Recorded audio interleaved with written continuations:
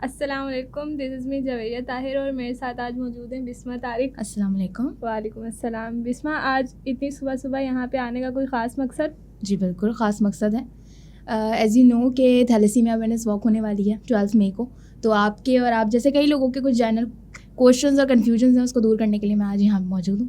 अच्छा, सवाल जवाब तो होते रहेंगे, लेकिन आप मुझे सबसे पहले अपना इंट्रोडक्शन दें और ये बताएं कि HVP को आपने कैसे ज्वाइन किया और कैसी जर्नी चल रही है आपकी। Okay, so I am Bisma Tariq और मैंने लास्ट ईयर अपना BS माइक्रोबायोलॉजी कंप्लीट किया है फेडरल उर्दू यूनिवर्सिटी से। और अब मैं as quality assurance executive 5G health care medical device industry में जॉब कर रही हूँ। और HVP ज्वाइन मैंने अपने स्टूडेंट एरा में किया।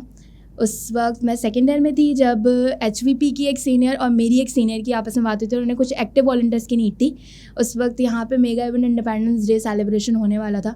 तो उस वक्त हम अपनी यूनिवर्सिटी लाइफ में बहुत एक्टिवली काम कर रहे थे, पार्टिसिपेट कर रहे थे डिफरेंट एक्टिविटीज़ में। तो शी सेड कि तुम लोगों को ज्वाइन करना चाहिए। मैं और मेरे कुछ दोस्तों ने फिर इंडिपेंडेंस डे सेलिब्रेशन पे यहाँ पे ज्वाइन किया, एज अ वॉलंटियर काम किया। टीम के साथ काम करके टीम कोऑर्डिनेशन से हमें बहुत बहुत बहुत अच्छा लगा और ऐसा महसूस हुआ कि इस चीज़ पे काम करना चाहिए हमें। तो हमने उस इवेंट के बाद उस चीज़ को छोड़ा नहीं, बल्कि कंटिन्यू रखा और डिफरेंट एक्टिविटीज़ में, डिफरेंट इवेंट्स पे पूरा साल काम किया। और उसके बाद टीम लीड का पार्ट बने। टीम लीड का पार्ट बनने के बाद नाउ आई एम वर्किंग और serving as head of team events. और मुझे इस टीम के साथ काम करके बहुत अच्छा लगता है। सबसे अच्छी चीज़ ये कि यहाँ पर रहकर मुझे जो फ़ायदे हुए हैं वो ये कि मेरी पर्सनल ग्रूमिंग हुई है, कोऑर्डिनेशन स्किल्स, कम्युनिकेशन स्किल्स बहुत डेवलप हुई हैं।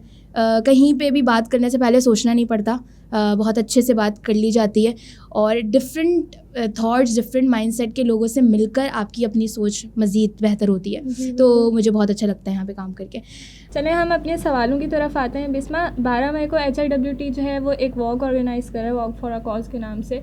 तो उस वॉक का मकसद क्या है? जो मेरे बेसिकली 8 मई को वर्ल्ड थैलेसीमिया डे है और वर्ल्ड थैलेसीमिया डे पे HVP की तरफ से, HIWT की तरफ से एक प्रेस कॉन्फ्रेंस भी होने वाली है जिसमें हम थैलेसीमिया से रिलेटेड अवेयरनेस देने वाले हैं। और उसी वीकेंड संडे को 12 मई को थैलेसीमिया की अवेयरनेस से रिलेटेड एक वॉक करने वाले हैं और उस वॉक का मकसद भी इस कॉज से रिलेटेड अवेयरनेस जनरेट करना है। ठीक है।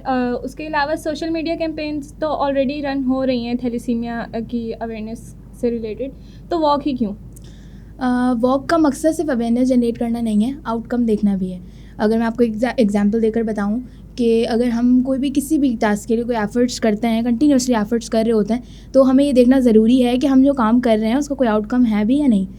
तो आप जानती हैं HVP का पार्ट है कि हम कंटिन्यूसली कई सालों से इसकी अवेयरनेस से रिलेटेड सोशल मीडिया कैंपेन्स कर रहे हैं। और इसके साथ साथ हम डिफरेंट अपने जो हमारे थैलेसीमिया स्टार्स हैं उनके भी इंटरव्यूज़ दे रहे होते हैं, लोग देख भी रहे होते हैं उनके पेरेंट्स के रिव्यूज़, वो किस तरह की लाइफ गुजार रहे हैं, कितनी ट्रबल्स हैं, कितना सफ़र कर रहे हैं, वो सारी चीज़ें। और ब्लड डोनेशन ड्राइव्स के हवाले से डिस्कशन कर रहे होते हैं। तो काफ़ी सारे काम हम कर रहे हैं, डिफरेंट इवेंट्स, डिफरेंट प्रोजेक्ट्स पे काम कर रहे हैं। तो इन सब चीज़ों को करने के बाद हमारा मकसद यही होता है कि हम लोगों को एजुकेट कर सकें।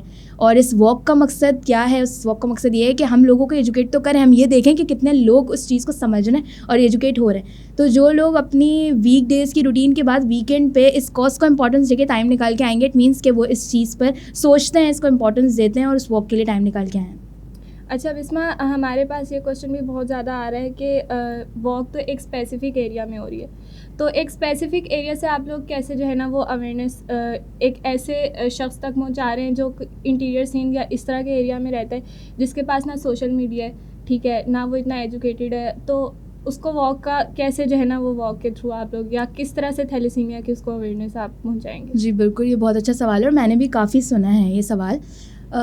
ऐसा बिल्कुल नहीं है कि हम एक स्पेसिफिक एरिया पे काम कर रहे हैं। या अगर कराची की बात कर रहे हैं तो कराची में मोस्टली एजुकेटेड लोग हैं जिनको थैलेसीमिया समझ आता है।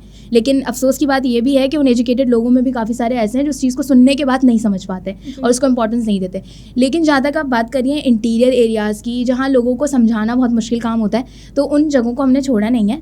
हम अपनी टीम्स डेवलप करते हैं और पिछले साल से ही हम इंटीरियर एरियाज़ पे काम कर रहे हैं। वहाँ पे मेडिकल कैंप्स कर रहे होते हैं, ब्लड डोनेशन ड्राइव्स कर रहे होते हैं और डिफरेंट तरीके से उनको समझाने की कोशिश कर रहे होते हैं। उन्हें थैलेसीमिया के जैसे मर्ज़ के बारे में आगाही फराहम करते हैं, उन्हें बताते हैं कि उसकी उसकी वजह से उन्हें क्या परेशानियाँ हो सकती हैं, उनको आगाही फराहम कर रहे होते हैं और उन्हें उस चीज़ की इंपॉर्टेंस बता रहे होते हैं कि शादी से पहले अपना थैलेसीमिया का टेस्ट करवाना कितना ज़रूरी है और अगर वो नहीं करवाते तो उनके ऑफ स्प्रिंग्स में कितने मसले पैदा होंगे और वो किस तरह की ज़िंदगी गुजारेंगे। अच्छा, उसके अलावा अभी ये जो अवेयरनेस वॉक हो रही है ये सिर्फ कराची में हो रही है, ठीक है। कराची के अलावा ऑल ओवर पाकिस्तान भी थैलेसीमिया की अवेयरनेस रेस करना बहुत ज़्यादा ज़रूरी है, तो उसके लिए आप लोग क्या करें? हाँ बिल्कुल ऐसा ही है, थैलेसीमिया की अवेयरनेस लेकर चलना आगे बहुत ज़रूरी है और एचवीवी का टास्क ही और हमारा मकसद ही यही है कि हम थैलेसीमिया फ्री पाकिस्तान बना सकें।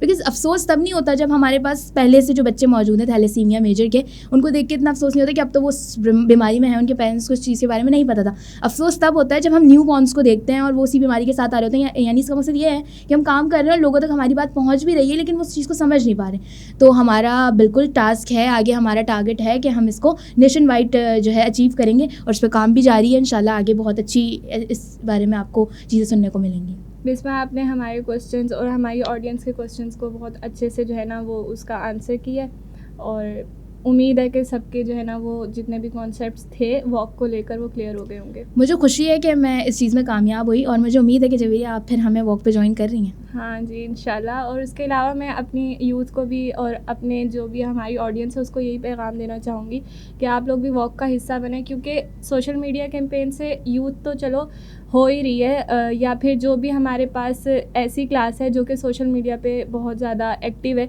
वो तो जो है ना वो थैलेसीमिया के रिलेटेड जानती है, लेकिन कोई ऐसा शख्स जैसे रिक्शे वाला हो गया, बिल्कुल जनरल पब्लिक जो है वो हमें तब जो है ना वो अगर हम वॉक में प्ले कार्ड्स वगैरह लेकर जा रहे हैं जैसे, तो उसमें उन लोगों के जहन में एक चीज़ नक्श हो जाएगी कि उन्होंने थैलेसीमिया कहीं ना कहीं देखा है, और जब कभी उनकी इन फ्यूचर उनकी फैमिली में या कहीं पे भी वो जब इस तरह का केस देखेंगे तो उनके जहन में ये चीज़ ज़रूर आएगी कि हाँ हमने थैलेसीमिया कहीं पढ़ा था या कहीं देखा था, तो इस तरह से हमारा मकसद पूरा हो जाएगा। ऐसा ही है, तो आप सब भी ज़रूर आइएगा।